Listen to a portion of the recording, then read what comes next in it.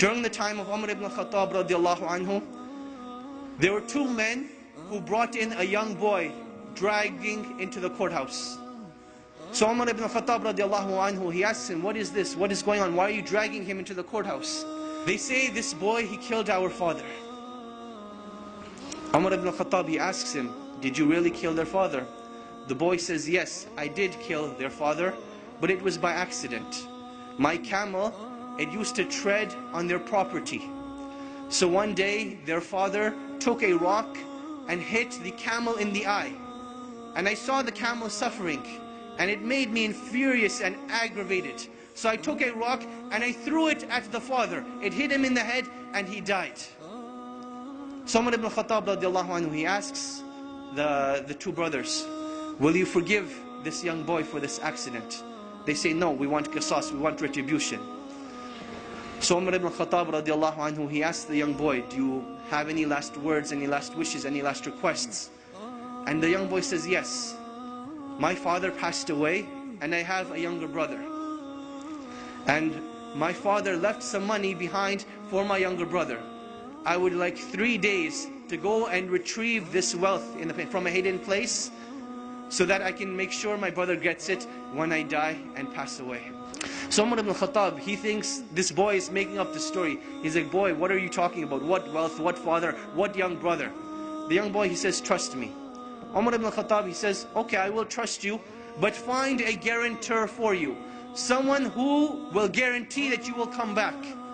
The young boy, he looks around, there's a packed courthouse. Will someone not help me today? And everyone, as the boy's looking around, they turn their face away, they turn their faces down. No one wants to help this boy. Then from the back of the courthouse, a hand raises up. Whose hand is it? Abu Dhar al-Ghifari radiallahu anhu, the noble and illustrious companion who gave da'wah to so many of the tribes. He says, I will be the guarantor of this boy. Now understand what it means to be the guarantor. Meaning that if this boy does not come back, it is the head of Abu Dhar al-Ghifari radiallahu anhu that will be chopped off, that he will be killed. Abu Dhar al-Ghifari, he says, I will be the guarantor. So the boy goes away. The first day goes by, the boy is nowhere to be seen. The second day goes by, the boy is still nowhere to be seen. Asr time comes on the third day. The two brothers go to Abu Dhar al-Ghifari radiallahu anhu, and they say, come with us to the courthouse. It is time. Abu Dhar al-Ghifari radiallahu anhu says, I will come to the courthouse, but the day does not end until Maghrib. So now Abu Dhar al-Ghifari is walking through Medina with these two brothers. They're going to the courthouse. And the people of Medina are following behind them, all getting to the courthouse to see what is going to happen. It is now the talk of the town. You can imagine, minutes are going by, the courthouse is filling up, the anxiety is building up. Will Abu Dhar al-Ghifari have his life sacrificed for the mistake of a boy? And literally minutes before the adhan of Salatul Maghrib, the boy rushes in. People are now shouting, they're happy, they're wondering what's going to happen, will everyone be forgiven, will everyone be happy, what's going to happen? So the boy comes in, the adhan for Maghrib hasn't gone. Umar ibn Khattab radiallahu anhu, he asks the boy, oh boy, why did you come back? I did not send a spy behind you, I did not send anyone to follow you. What made you come back?